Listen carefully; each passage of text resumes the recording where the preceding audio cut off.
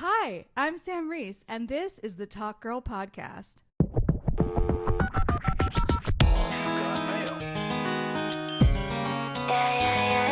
If you wanna talk to me, let's talk, girl. Every episode, me and a very charming guest will do a deep dive into early 2000s culture, girlhood, and talk about what it was like as a tween growing up when cucumber melon was king, body shimmer meant you were a woman, and Jessica Simpson was considered plus size.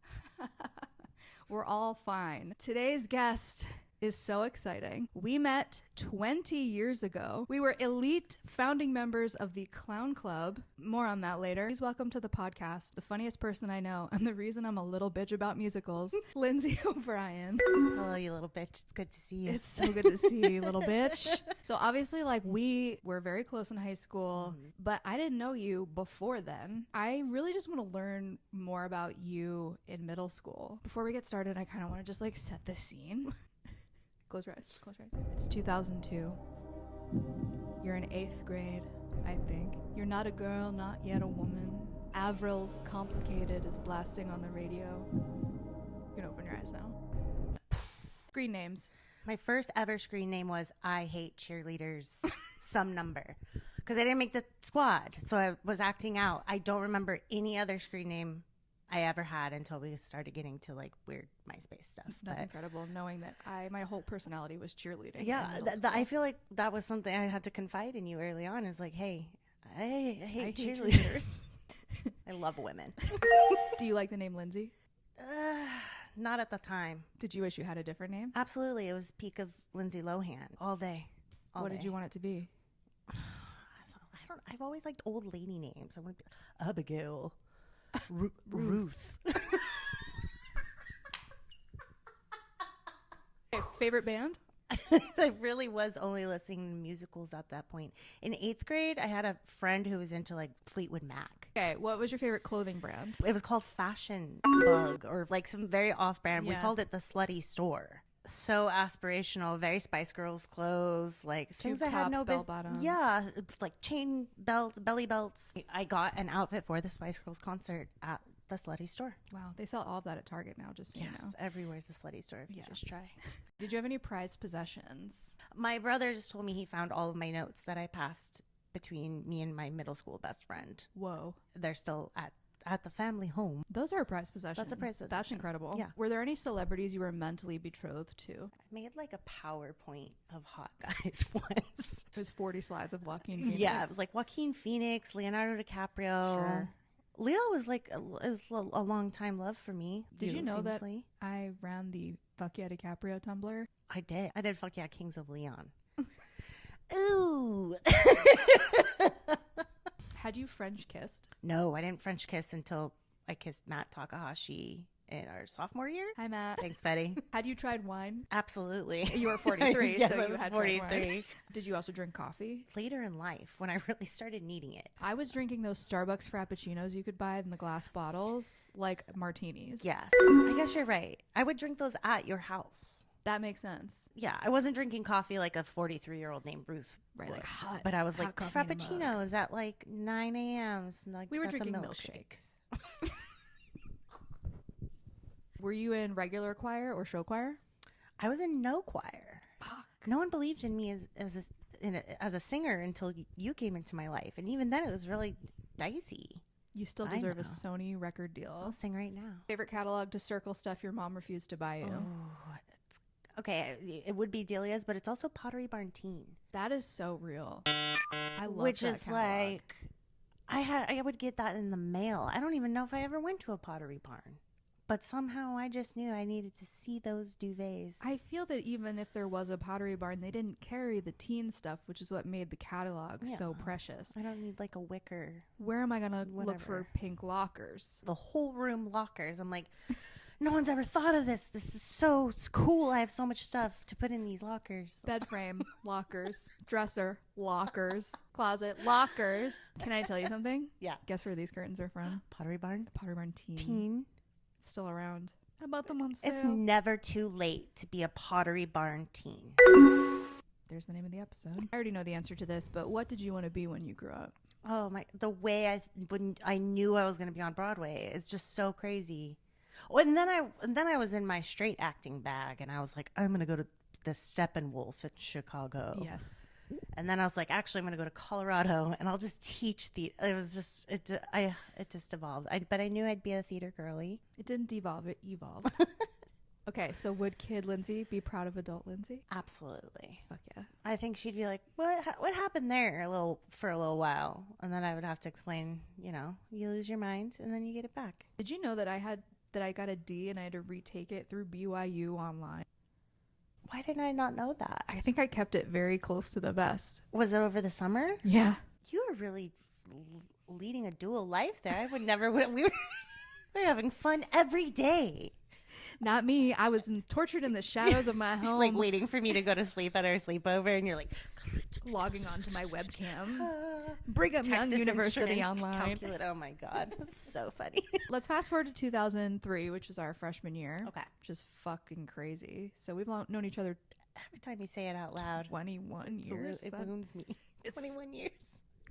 I'm just going to say some keywords to sort of jog your memory to what we walked into freshman year. Black jazz pants, Mr. Edwards, theater hours, Jekyll and Hyde. What's your first thought? What's coming to mind? We were so young. We were so raw. We were living the dream. Very raw. Every day in my little Capizios running around. We had no sense of reality. It was so fun. And the stakes were so high for some reason. So high. The theater hours. Okay, I guess for listeners, we should explain what the hell is going on. So we went to a high school that had revered theater program known for doing amateur premieres of major Broadway musicals. Yes. It was sort of like, Friday Night Lights, but for theater. Yes. It was a big deal. So you auditioned to get in. Do you remember what you did for your audition? Every second of it. I did the monologue about the stars, which I remember the first line. That I am not going to do it. Say it. Stars. That's it. Like pinpricks. And then I sang in my own little corner from Cinderella. Yeah. It was crazy. It was crazy. I survived. For my audition, I did the Fry Guys monologue. I don't remember anything else except the last two lines, which were, and then there were the guys. The Fry Guys. Oh my God. That just activated me. Yeah, I know. I'm sorry. You're 13. Do the Henry V monologue. Oh my God. Once more into the breach, dear friends. Once more. Or close the wall up With our English dead. I thought about taking tap lessons as an adult, much like taking choir. You paid your dues. I did. Tapping. Not for the life of you. Being cast as a lead in a tap musical when you've taken 2 tap classes in your entire life. I was doing a lot of arms. Yeah. And you're like, don't look down there. Look up here. Nothing down here. Up here. I'm going really fast. That's why you can't see anything happening. Let's talk about Clown Club. Oh my God. There's a perception amongst my friend group here that I went to clown college proper. 4 years. 4 full years of the Barnum and Bailey Clown College, which would be so cool. I would love to. Sure. But we didn't, it wasn't like that, but it also was. We were just sort of 12 loose kids going to 7-Eleven after school Yeah. and then swing dancing. But then we were also like having commedia dell'arte classes. That's and being true. like, this is what clowning is. But what it really meant to us was like fucking around after school, going to get a big gulp. Doing light character work. Yeah. Going to Savers to buy an outfit for Right. the clown show, which was really... That's actually a huge part of my process now. And there was a thing at our school, which I meant to mention earlier, which is that you had to hit a certain amount of hours as a theater major to graduate. I don't know what they would have done if you Prove didn't. yourself worthy. But freshman year, it was like 20. Sophomore, 30. I think it went up like that. And you could do it any number of ways, like ushering, making cookies for shows, or extracurricular clubs and rehearsals. Being in the show, which was the goal. The goal was to be in the main stage shows. Yeah. That was the coolest way to get your hours. Okay. And so we were in the clown club, and that was most of our theater hours, I think. That, and when I ushered for all 11 shows of Beauty and the Beast. And fell in love because I fell in love with the Beast. Hear me out. Hear me out. This is a perfect transition to my next note card, which is men, LMAO. Men who sing. It is my weakness. I'm hot. I'm like, I'm I'm sweating. sweating. what was the question? I'm sorry. There's something about a strong tenor singer that creates a fog. The fog covers their face and it doesn't matter. They're just a body and a voice. And then you're covered in the fog. And you're fucking in the fog. You're fucking in the mind. fog and you're just like, I'm Eponine. oh my God. Yeah. A real horny genesis for us. That's true. Two women who are gay now. We were so deeply obsessed with the straight men singing in musicals, and now we're so gay. Now I'm like, I don't want to see a straight guy singing. I want to see a gay guy singing. Anyone but a straight guy. Anyone but a straight. I don't want to see a straight guy do anything but walk the hell out of the door. High school relationships were so weird because they were pretty much based on how, like, your status as a performer at the school. Absolutely. I got two of the top guys. Yeah. You got Sweeney Todd and the I Beast. got Sweeney Todd and the Beast. I had Gaston and the guy who did the lights.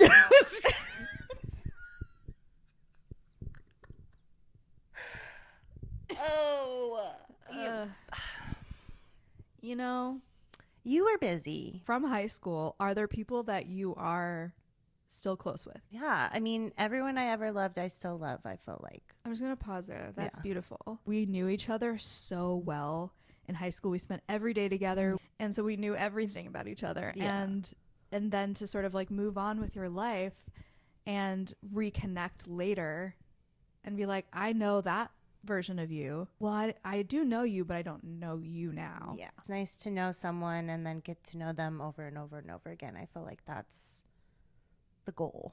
I knew that we would always be together. We were mother and daughter in so many plays. It's true.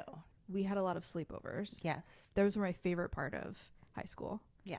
Our sleepovers. And I'm curious, like, did you view yourself as the cool sleepover house? Because that's how I interpreted. My house? Your house was like the cool one to go to. That's crazy because no one would come because you all lived on the other We side all of town. We And did. I would have to be like, all right, I'm not gonna be home for like 2 weeks because I'm gonna go between yours and Sarah's house. Like, I'm packing a suitcase. that makes me feel so good because I wanted to be at your house all the time. I wanted to be in your room all the time. I wanted my room to look like your room. And my room did kind of look like where we are now in a way. Pink walls except one splattered rainbow paint. And the bathroom was neon green, which wasn't good for a girl learning to do makeup. That's true. You're like, no one mourns the wicked. My mom loves you so much, and I think having you over was really exciting for her. And we didn't have soda in the house, like, unless you were coming up. Like, we weren't having fun like that were unless both you like, were we there. have to get the We cool gotta get the stuff. yes, exactly. And I don't know. It felt special to have you guys come over because I felt like I was always either not allowed to go or Right. it was a big to do for me to get out. Always so excited because it just felt like such a special, like, warm place where we could stay up for 5 hours and not get in until 5 a.m. and like not get in trouble. Yes. And eat cake and drink soda and listen Yes. to musicals. It was like Yes. a real magical bubble. It to be was in. really, I don't know. That's how I see you and I think about you. Wow. Just laughing and being so stupid. So Just stupid. the stupidest. It just felt special every time. Yeah. But then I also feel that way about your house and like your dad bringing bagels in the morning. Oh, I don't remember that. Yeah. It's the first time I ever tried lox. Oh, shit. I loved sleepovers because I didn't have siblings. So, you know, to me, like, you were my sister. In terms of our friendship now, do you see a world where we are ever close like that again? Yes. I think the real hitch in our giddy up was when you lived in New York. Like, just distance itself is a real killer for a friendship. Yes. And I think also that, I don't know how to explain it. I would say yes. We're here together now. We live closer to each other than we ever have. Truly. I think, like, I care so much less about the things that I did that I feel like got in the way of us staying close. I know this about myself, that when I'm working on something, or I'm like, I joined the Upright Citizens Brigade, and I was like in that world. And anyone outside of it, unfortunately, like I just was so hyper focused on being in the comedy world that I lost touch with people. And I tend to do that, which I don't love, and I'm trying not to do that. So I feel like there was a world where I left for college and probably just wasn't as present as I know I wasn't either. And I'll say this, I'm gonna air it out. Okay. You put me on blast on Facebook once. Oh shit. Because we started falling away from each other. And I know it was my fault because I was busy being a girlfriend, which was the only thing that I cared about. And trying to maintain that relationship instead of just focusing on going to college. And then I put that on Facebook? Yeah, I gotta find it. It's gotta be there somewhere. It's funny now. What did I say? You were just like, some people...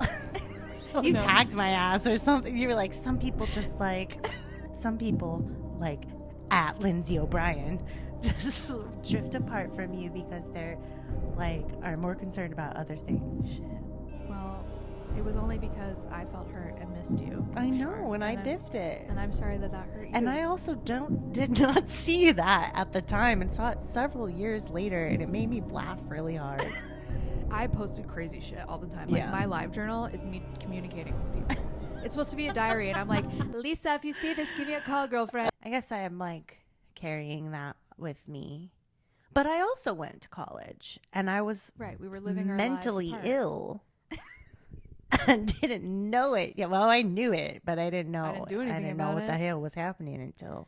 That's so funny because I will say I have no recollection of you prioritizing a relationship. I don't, I guess, that's what we were all trying to be a girlfriend. Yeah. Let's be honest. But that's like, when I look back, that is never how I perceived you. I think really what it was is I felt so sure of you. I felt so sure of all of us. I was like, we're going to take 4 years to do this thing, and then we're going to all be together in New York. Mm-hmm. And I really trusted and believed that. And then my shit shifted so hard. Now I feel like I could hang out with you every day, all day. Yeah. But I feel like I'm just like, oh, she's there. She's there. We're busy, but she'll always be there. Now she's here. She's closer to me. So I'm just like. I mean, that is true. I perceive us as the type of friends, like, we're always there. Yeah. You pick it right back up. Yeah. Sisters. That's what I think about when I saw you for the first time in like a million years when we went to dinner at Mohawk Bend that one night. You brought me Very a bag of romantic. beads. I spilled the beads in my suitcase. They're still in there. Romantic. We just pick right back up. Yeah. You're the one. You're my sister. Yeah. My first and only sister. My first and only sister, and the first person to call me a lesbian out loud. It's funny. Used to do it all the time. Isn't Clocked that funny? Clocked. Little gay ass. Clocked my gay ass. Let it go. That felt really healing. I don't know. I think like now that I have you back here, the possibilities are endless. I want you to love me who I am right now. Like you loved me when I was a baby. That's all I want as well. It would be an honor to love you as who you are right now. Mother, daughter. I'm glad we talked about that. Me too. Brave. Felt good. Hope the viewers at home enjoyed that. I have been changed for good. Picture me as 12-year-old Lindsay. Okay. What advice are you giving to your younger self? It can't be about taxes. People are telling you is you being dramatic, is you actually having the type of heart that more people should have, and you should keep it. Well, my diaries and my live journals are littered with compliments about you. I have always thought you were the coolest, hottest, and funniest person, and I'm so glad that you could be here and that we are going to grow our friendship from now into eternity. Yes, sisters for life. Sisters for life. I love you. I love you. We talked, girl. Let's get the fuck out of here. I'm so sweaty.